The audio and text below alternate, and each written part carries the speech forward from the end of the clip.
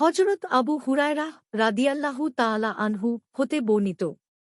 তিনি নবী সাল্লাল্লাহু আলাইহি ওয়াসাল্লাম হতে বর্ণনা করেছেন যে, তিনি বলেছেন, এখন আর ফারাও নেই এবং আতিরাহও নেই। বর্ণনাকারী বলেন, ফারা হল উট বা ছাগল বা ভেড়ার প্রথম বাচ্চা।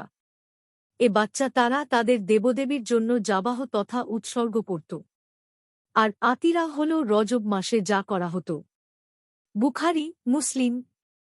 বুখারী ৫,৪৭৩, মুসলিম ১,৯৭৬, আবু দাউদ ২,৮৩১, তিরমিজি ১,৫১২, ইবনু আবি শায়বাহ ৭,৯৯৮, আহমাদ ৭,৭৫১, মুসান্নাফ আব্দুর রাজ্জাক ৭,৯৯৮, মুসনাদ আল বাজার ৭,৭৪৩, ইবনু হিব্বান ৫,৮৯০, সুনানুল কুবরা লিল বাইহাকবি ১৯,৩৪৭, শারহু সুন্নাহ ১,১২৯, ইরওয়া ১,১৮০, সহিহ আল জামি ৭,৫৪৪, মিশকাতুল মাসাবিহ ১,৪৭৭।